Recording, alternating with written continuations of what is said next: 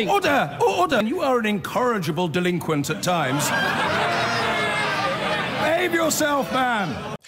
Now, if Theresa May has tough choices to make about Brexit, so does Jeremy Corbyn. Most Labour members support a second referendum, according to polling, but some Labour MPs in pro-Leave areas warn that failing to respect the Brexit vote could risk losing support, with reports that some shadow ministers could even resign if Jeremy Corbyn backs a second referendum. Our North of England correspondent Claire Fallon has been to Wigan, solidly Labour for a century, but which overwhelmingly opted to leave, to find out what voters think. Put your order in now. They call this place the People's Cafe, run by the people, for the people. We're in Wigan, a town that's both Labour and Leave. But as with so many things when it comes to Brexit, it's not that simple. Second referendum.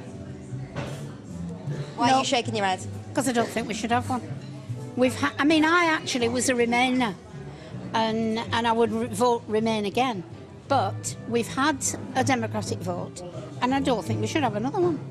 The thing a lot of people say is that to have another referendum, people who voted Leave would see that as a massive betrayal, as undemocratic. Well, I was one of the persons that voted for Leave, and I agree that it's undemocratic, but with the way things have gone and the confusion with all the MPs and everything else, it's just gone chaotic.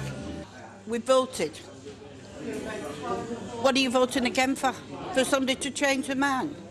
I don't think you would change your mind. If anything, you'd go the opposite way.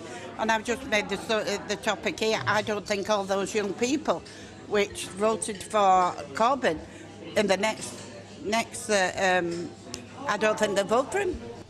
And there's the problem for Labour. While many push for Jeremy Corbyn to firmly support the so-called People's Vote, it's claimed that could spark a flurry of resignations from his front bench. The Labour MP for Wigan thinks another vote would mean more division. Instead, Lisa Nandy wants a citizens' assembly, conversations, not just yes-no questions. You can't just suddenly say we don't like the result, so we're actually not going to listen to you. Go back, have best of 2, best of 3, best of 5. In the end, people did come out. They thought hard about that decision. A small majority, admittedly, but a majority voted to leave the EU. And I think they have every right to feel aggrieved if that decision isn't respected. In the rehearsal room at the People's Cafe, 5 of the 7 members of Misspent Youth voted Leave. We've had the vote, it was clear enough, stay or leave. Voted to leave. So the snowflakes in London couldn't stand that, could they? They're still crying in the coffees. Go on, what do you mean by that? Put a bit more on that for me. Do you think they just don't get it down there? They don't remotely get it? Well, if you've got 2 questions on a ballot paper, one says, do you want to stay? And one says, do you want to leave? And you vote for leave. That's it. The politicians on all sides would do well to listen.